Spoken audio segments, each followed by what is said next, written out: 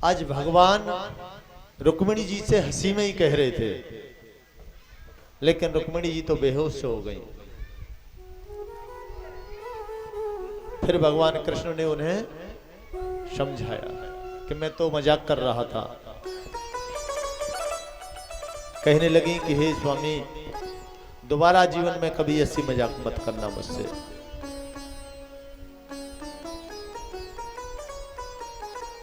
भगवान कृष्ण का एक पौत्र था जिसका नाम था अनिरुद्ध।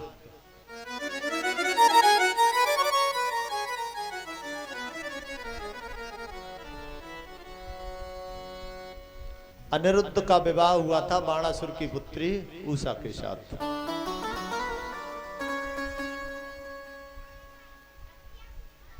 उषा ने एक दिन स्वप्न में अनिरुद्ध को देखा, तो उसकी जो सहेली थी चित्रलेखा,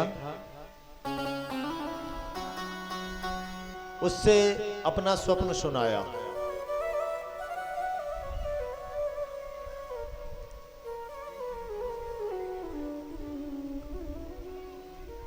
कहने लगी कि मैंने एक ऐसे पुरुष को स्वप्न में देखा है, वो कहां का रहने वाला है।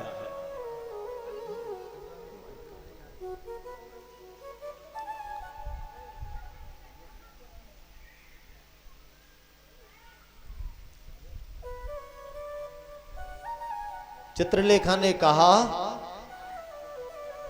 कि मैं चित्र बनाती हूं, तुम पहचानना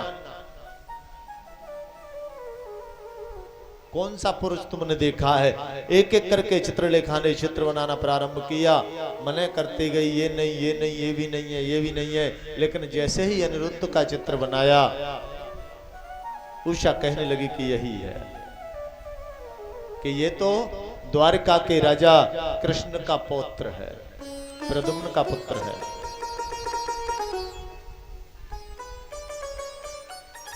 लेकिन आए कैसे? तो चित्रलेखा ने कहा कि मैं लेकर के आऊंगी तुम्हारे लिए। रात्रि में द्वारका में गई और सोते हुए अनिरुद्ध को उठा ले आई, लाकर उषा के महल में बंद कर दिया। उधर जब अनिरुद्ध जागा सुबह, देखा मैं कहां आ गया। उषा ने सारा वृतांत सुनाया और एक दूसरे से प्रेम करने लगे।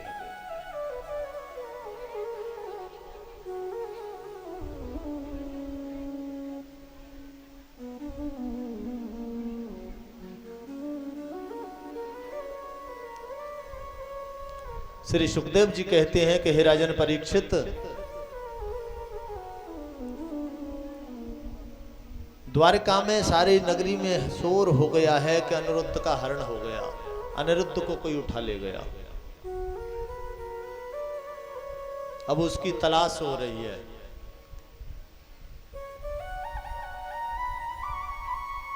इधर बाणासुर को पता चला कि मेरे नगर में कोई चोरी से पुरुष रह रहा है, तो उसने अनिरुद्ध को बंदी बना लिया। बंदी बना लिया और द्वारका खबर भेज दी। आज भगवान कृष्ण वहां से आए, द्वारका से। भगवान कृष्ण का और बाणासुर का युद्ध हुआ, लेकिन बाणासुर बहुत बलवान है, सहस्त्र भुजाएं हैं उसके। भगवान भोलेनाथ का तप किया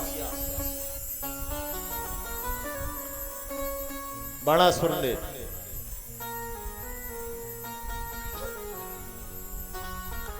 जब भगवान भोलेनाथ प्रकट हुए, प्रसन्न हुए, कहा वर मांग लो, तो कहा कि माता पार्वती के सहित मेरी नगरी में रहो और मेरी नगरी की रक्षा करो।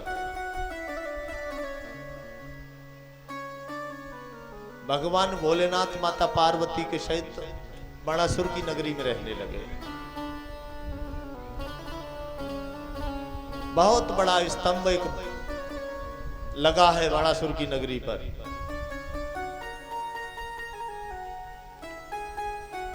एक दिन बाणासुर भगवान भोलेनाथ के पास आया और कहने लगा कि मुझे अपनी बराबरी का योद्धा कहीं नहीं मिल रहा, आज ऐसा न हो कि हमारे और आपके ही दो हाथ हो जाएं। भगवान भोलेनाथ क्रोधित हो गए और कहा कि शीघ्र ही तुझे ऐसा योद्धा मिलेगा कि तेरी इन भुजाओं को कमल के पुष्प की तरह काट के डाल देगा।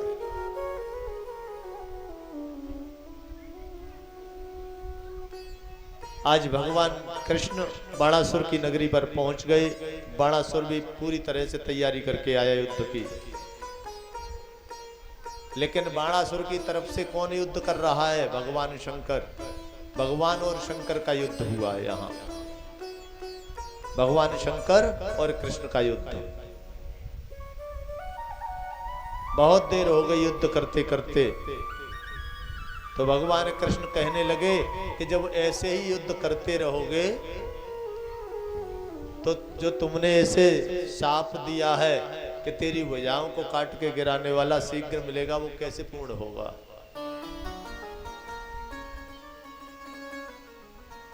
आज मेरे कन्हैया ने एक ऐसा बाण चलाया कि भगवान भोलेनाथ को जमाई आने लगी, और जब बार बार जमाई आने लगी तो अस्त्र शस्त्र चलाना भूल गए।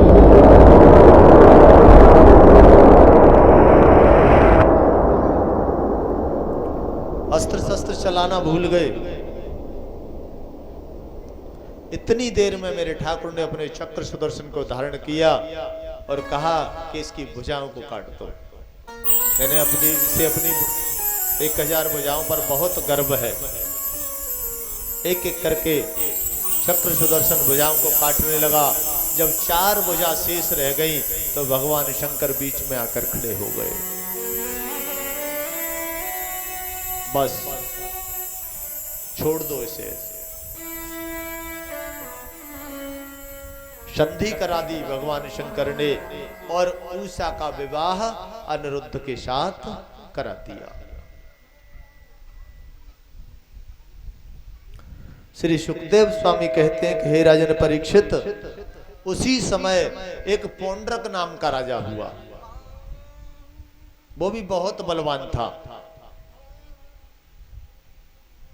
उसने सुना कि द्वारका में एक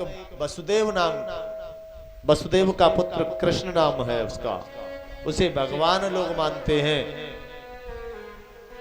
यहां का मैं भगवान हूं। उसका मित्र था काशी नरेश। उसने कहा जो कृष्ण है उसके कभी कभी 4 भुजाएं हो जाती हैं, तो उसने भी 2 भुजाएं नकली बनवा ली।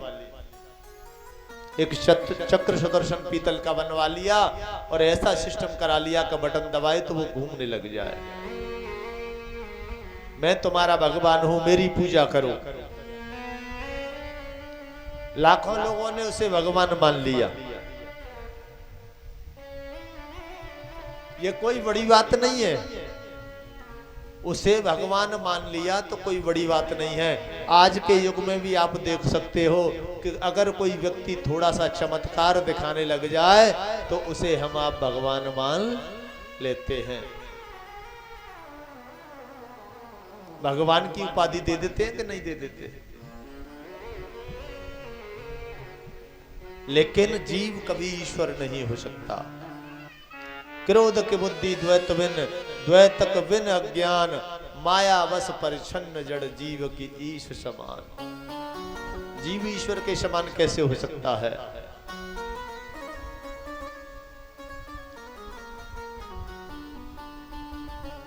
जो हमारे और आपके अंदर बोल रहा है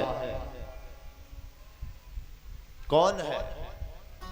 कभी हमने विचार किया है? जो हम बात कर रहे हैं, हम मुख को खोल रहे हैं या स्वयं खुल रहा है? एक कवि ने बड़ी सुंदर कल्पना की है।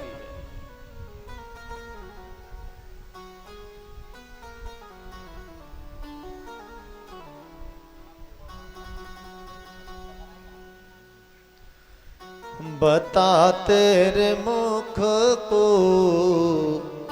कौन खोलता है, बता तेरे मुख को